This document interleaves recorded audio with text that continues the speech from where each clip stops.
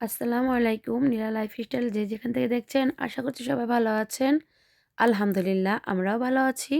আমি নীলা ইতালি থেকে বলছি। আজকে আমাদের ৪র্থ রমজান। তো আজকে ৪র্থ রমজান আমি হালকা পাতলা কিছু নাস্তা রেডি করব ইফতারের জন্য। তো সেটা আপনাদের সাথে একটু শেয়ার করব। এখানে আমি পেঁয়াজ, টমেটো, কাঁচামরিচ এগুলা কুচি করে নিয়েছি, খেজুর ধুয়ে রেখেছি। এখানে শরবত গুলানোর জন্য মিঠাই, ইসবগুলের ভুসি, শুকনা দানা ভিজিয়ে রেখেছি আগেই। তো এখন আমি এটার মধ্যে লেবু, মালটা এড করব, সেগুলো আমি এখন কেটে-কুটে নিব। আর যা আমার প্রয়োজন সবই কাটছি। আর ফলও আছে, খেতে ইচ্ছে করে না, তাই ফল নিব না। একদম আঁশ, একদম বাজে। এবারে যতটা আম নিয়ে আসছে সব ফেলে দিয়েছি, খাওয়া যায়নি। আর এই যে দেখেন আমি কিন্তু বুট আগেই রান্না করে রেখেছিলাম। এখন শুধু ফ্রেশ চামচ দিয়ে নিই আর একটু ওভেনে দিয়ে গরম করেই নিয়ে নিই, নয়তো সময়ে আর কি পারি না, কারণ ছোটো বাচ্চা আছে। এটা দাও সেটা দাও করতে করতে আমার সময়গুলো এভাবেই চলে যায়। তো এখানে আমি বেগুনিগুলো কেটে ভেজে নিচ্ছি। বেগুনিগুলো খুব বড় ছিল, তো সেই জন্য আমি ভাগ করে নিয়েছি যাতে সুন্দর করে বেসনটা গুলতে পারি। তো দেখেন ভাজছিলাম, এর মধ্যে ছোটোখাটো একটা দুর্ঘটনা ঘটে গিয়েছে। তো এটা কোনো ব্যাপার না, প্রায় সময় রান্না করার সময় এরকম হয়। আর এই পাতিলাগুলো আমার রান্না করতে খুবই ভালো লাগে। এই যে ননস্টিক না, তো ভয়ও নেই।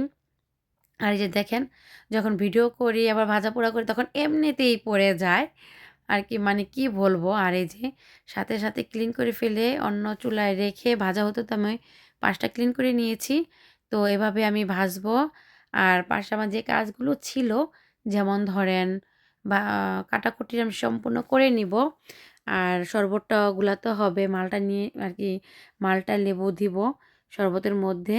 এখানে আমি লেবু নিয়ে নিয়েছি, এটা বাস একটু দিয়েছি আমি, বেশি না। এখানে ইটালিতে লেবু খুব রস হয়, ঘ্রাণ যেমন তেমন রসটাই বেশি। আর মালটাটাও আমি চিপে দিব, কারণ জুসার করে দিতে পারতাম, তো ভাবলাম হাতেই নিই। আর এখানে আমরা অপেক্ষা করছিলাম, এখানে টিভির মধ্যে দোয়াও হচ্ছিল। আর শরবতগুলো পাশেই রেখেছি, তো আমরা দস্তখানায় বসেই খাবো, টেবিলে থাকা যায় না, ওখানে অনেক ঠান্ডা। আর ছেলের জন্য খাবার রেডি করছিলাম, সে তো ইফতার তেমন খায়নি। এটা অনেক সময়ের পর রান্না করেছিলাম হলো চিংড়ি মাছ নারকেল দিয়ে। অনেক দিন পর আমার খুব ইচ্ছে করছিল, আর বাসায় নারকেল ছিল সেজন্যই রান্না করে নিয়েছি। আমি এটা শিলপাটায় বেটে নিয়েছি। আর এই যে শীতের সবজি সিম, আলু, টমেটো দিয়ে মাছ রান্না করেছি, আর সাথে তো ভাত আছেই। ছেলেকে খাওয়াবো, ছেলে হচ্ছে ঘুমিয়ে পড়বে, সময় হয়ে গিয়েছে, সেজন্য এই যে ওভেনে ভাত দিয়ে গরম করে নিচ্ছি।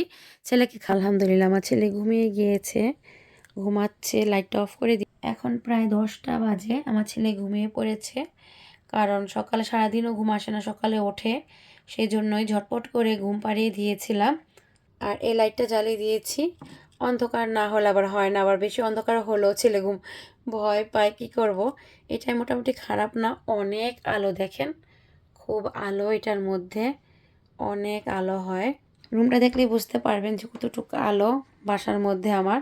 রুমটা যখন গরম হয়ে যায় আমি একটু জানালাটা খুলেই দিই, ভালো লাগে, ঘরের বন্দি হাওয়াটা বাইরে যেতে পারে, আর বাইরের ফ্রেশ অক্সিজেন ঘরে আসতে পারে, আমাদের কাছেও ভালো লাগে। অনেক ঠান্ডা, দাঁড়ানো যায় না বেশিক্ষণ, তারপরও একটু ফাঁক রাখা তো যায়ই, কারণ ঘরে একটু আলো বাতাস যাওয়া আসা করে। আর এই যে আমাদের রাতের পরিবেশ খুবই সুন্দর, চারপাশ দেখেন খুব লাইটিংয়ে ঝলমল করছে, মনে হচ্ছে না কত জমজমাট। কিন্তু বিকেল হলে সন্ধ্যার আগেই শহরটা একদম নীরব হয়ে যায়। গিয়েছিলাম, এরকম দেখে অনেক আফসোস হতো।